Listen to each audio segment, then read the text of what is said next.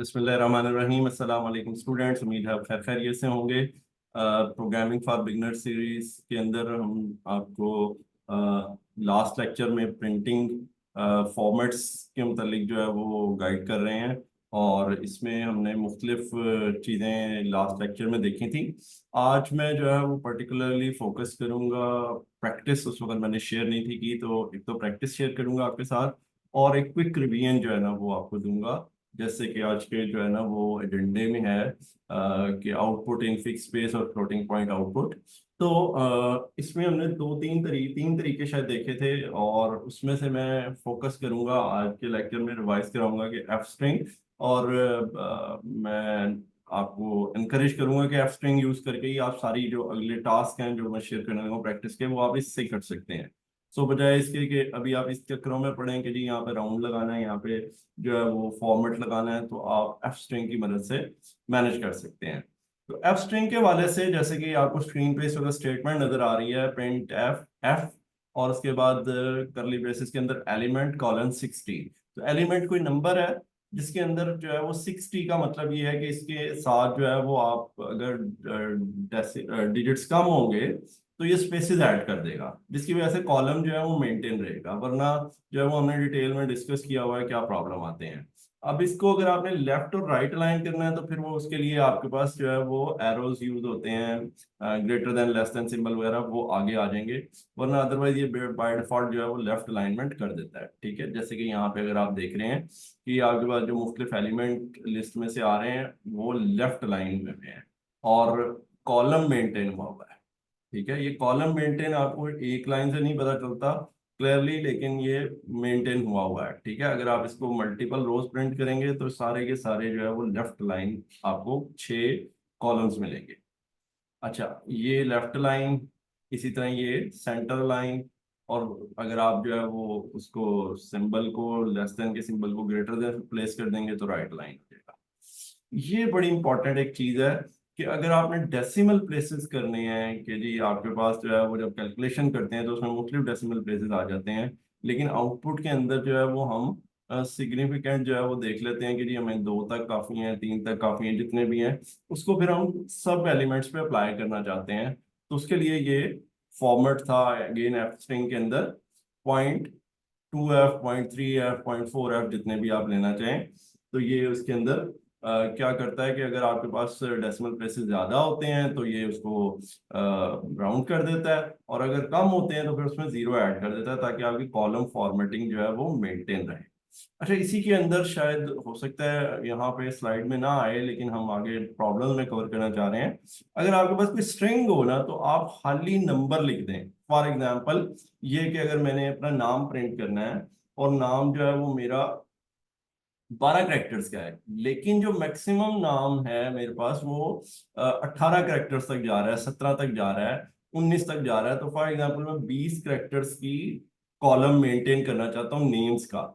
तो मैं नेम के आगे कॉलन डाल के सिर्फ खाली 20 लिख दूंगा, तो वो क्या करेगा कि उसके अंदर अगर नाम के अंदर 20 से कम करेक्टर्स होंगे तो वो उतनी स्पेसेस ऐड करके कॉलम पूरा कर देगा, ताकि अगला कॉलम उसके आगे शुरू हो सके। Hope you will understand.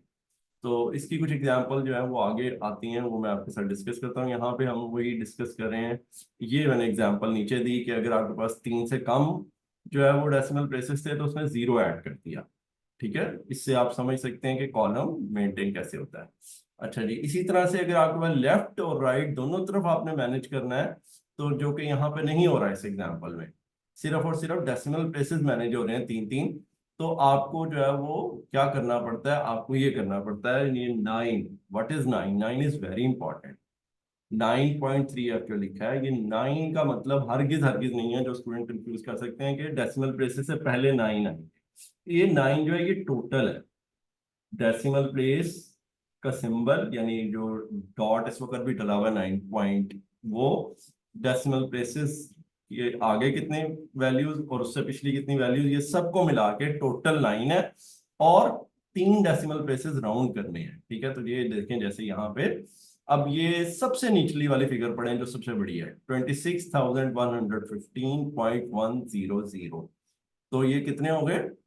26115 और 100 3 8 और एक डेसिमल पॉइंट मिला के 9।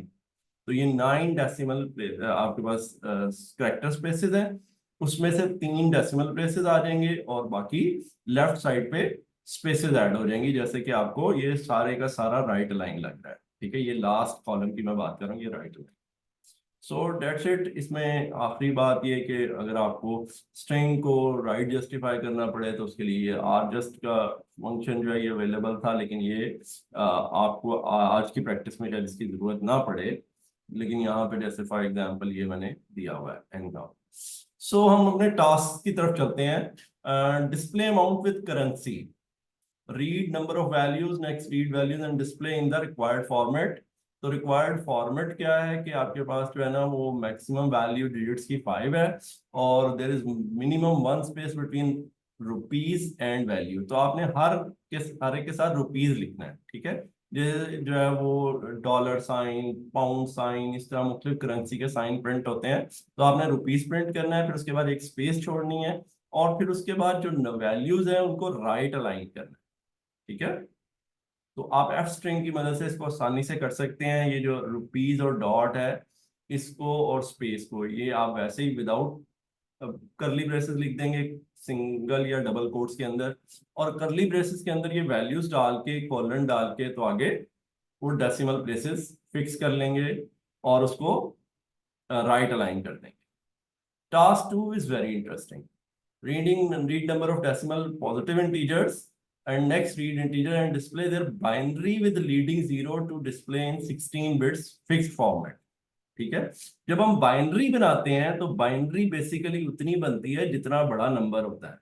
जैसे 23 की बाइनरी है 10111 और 186 की बाइनरी है 101111010। अब आपने चूंकि जो है ना उसको किसी फिक्स फॉर्मेट में 8 बिट्स में, 16 बिट्स में, 32 बिट्स में डिस्प्ले करना है, तो उसमें आप जीरोस की पैडिंग जो है उसके साथ कर सकते हैं। ठीक है, तो उसके लिए आप जब फॉर्मेट यूज करेंगे बाइनरी में तो कन्वर्ट करना उम्मीद है आपको आता होगा, हमने किसी प्रॉब्लम में डिस्कस भी किया हुआ है कि 2 से डिवाइड करते आप रिमाइंडर जो है उसको स्ट्रिंग के साथ कंकैटिनेट करते जाएं और जो है वो बाद में उसको डिस्प्ले करवा दें जब आपके पास पूरा आ जाएगा। तो इसमें रिमाइंडर और इंटीजर डिवीजन यूज होती है। लेकिन जब हम आउटपुट की तरफ जाएंगे तो नंबर की जो बाइनरी हमारे पास स्ट्रिंग की फॉर्म में है उसके साथ क्या करेंगे, कॉलन डाल के एक तो जीरो लिखेंगे सबसे पहले, zero digit, zero digit mean zero padding. तो उसके बाद आप लिख देंगे 16D। तो ये आपके पास क्या करेगा कि एक तो 16 डेसिमल प्लेसेस यानी 16 डिजिट्स में शो करेगा और जितने कम होंगे उनको लेफ्ट साइड पे जीरो ऐड कर देगा।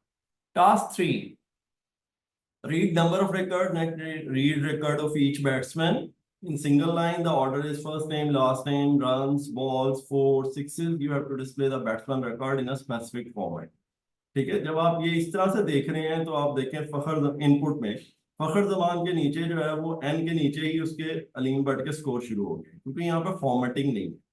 इस तरह से आपको ये इंफॉर्मेशन अगर 10 प्लेयर्स की हो ना बड़ी अजीब सी लगती है। फॉर एग्जांपल मैं कंपैरिजन करना चाहूँ कि किस बॉलर ने जो है वो सबसे ज्यादा बॉल्स फेस की हैं, तो वो किसी की जो है वो 51 लेफ्ट साइड पे, किसी की 71 राइट साइड पे, तो मुश्किल हो जाता है। तो आपने उसको क्या करना है, आपने उसको अलाइन करके प्रिंट करना है। ठीक है, और उसके लिए जो है वो आपने आउटपुट में क्या किया करना है, यहाँ पे मेरे पास आउटपुट जो है ना वो थोड़ा सा क्लियर नहीं है और थोड़ा सा मिस लाइन भी लग रहा है, लेकिन ये हैकर रैंक के ऊपर बिल्कुल क्रिस्टल क्लियर है।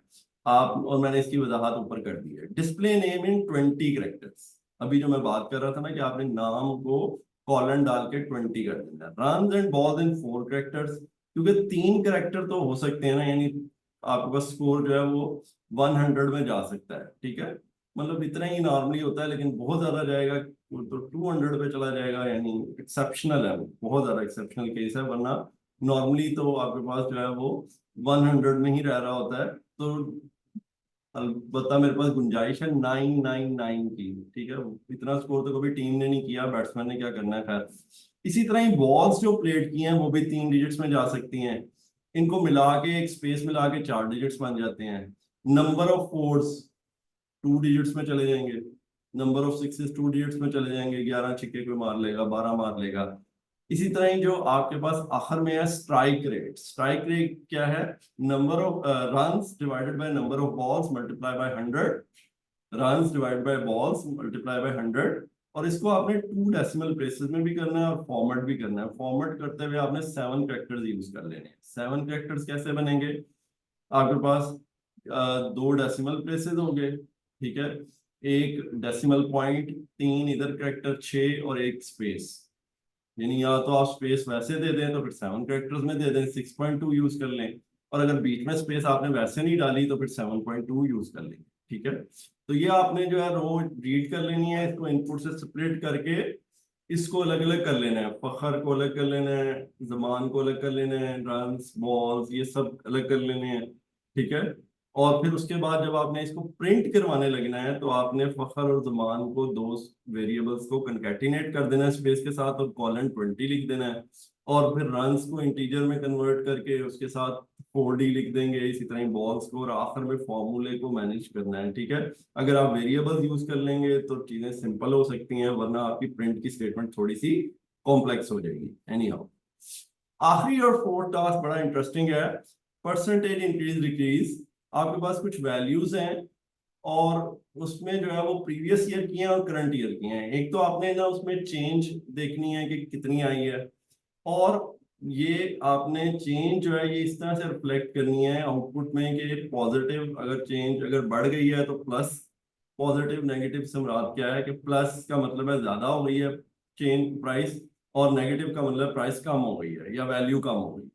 पता नहीं अभी क्या वैल्यूज हैं, लेकिन मैंने इसको वैल्यूज कहने तो ज्यादा बेहतर है।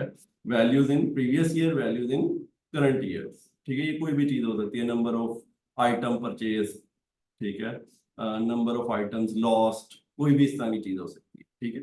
तो आपने क्या करना है कि आपने पिछले साल की और इस साल की वैल्यूज का कंपैरिजन कर लेना है, वो डिफरेंस फाइंड कर लेना है। अगर डिफरेंस जो है वो पॉजिटिव आ रहा है तो प्लस शो कर दें, नेगेटिव आ रहा है तो माइनस शो कर दें। फिर इसी तरह फॉर्मेट जो आपने, वो चेंज जो आपने शो करनी है वो पॉजिटिव ही शो करनी है, यानी कि डिफरेंस जो है उसको एब्सोल्यूट करके उसको पिछले साल की प्राइस से डिवाइड करके 100 से मल्टीप्लाई करना है। और 2 डेसिमल प्लेसेस और बैक साइड पे मैक्सिमम क्या हो सकता है? 100 हो सकता है, ठीक है। तो 100 यानी 100, 200 हो जाए, 300 हो जाए, 400 हो जाए, ठीक है। थाउजेंड्स में तो जाना बहुत very rare.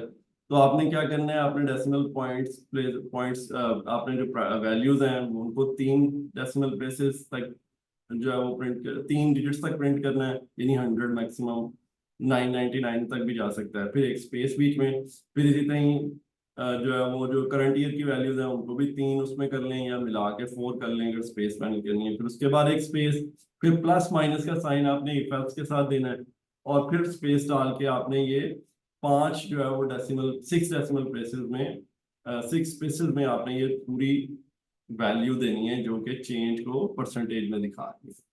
So that's it, this was the practice task. और ये थोड़े से मुश्किल होंगे, मुश्किल लॉजिक में नहीं है, आपको थोड़ी सी मेहनत करनी पड़ेगी, क्योंकि मैंने जब फॉर्मेट के ऊपर आपको लेक्चर दिया था उसी वक्त मैंने बताया था कि फॉर्मेटिंग जो है ना बहरहाल एक टाइडी टास्क है, मेहनत वाला काम है, आपको ना थोड़ा इसमें लगना पड़ता है। एक दफा मेहनत कर लेते हैं फिर रिपोर्ट्स कई कई आपके पास जो है ना वो दिन, महीने, साल चल जाती है, वही फॉर्मेट जो है ना उसको आप फॉलो करते हैं। लेकिन इनिशियली जो है वो पहली दफा जैसे रिजल्ट कार्ड बनाते हैं, ठीक है, दुकानदारों की जो है ना वो इन दुकानदारों को थोड़े कंपनीज की जो है ना इनवाइसेस प्रिंट होती हैं, रिपोर्ट्स प्रिंट होती हैं, तो उसमें इनिशियली आपको थोड़ी सी मेहनत करनी पड़ती है। तो इसी तरह इन प्रॉब्लम्स में आपकी लॉजिक सर्जिक जो है वो इतनी इन्वॉल्व नहीं है जितनी आपकी जो है वो फॉर्मेटिंग में मेहनत है।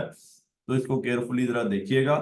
फिर एक दफा प्रैक्टिस जब हैकर पे जाएं तो पहले इसको अच्छी तरह से रन करके वहीं पे चेक कर लीजिएगा सबमिट करने से पहले, ठीक है। तो that's it for today. Best wishes कि आप इनको प्रॉब्लम्स को हल कर लें, और मिलते हैं अगले लेक्चर में। तब तक के लिए अल्लाह हाफिज।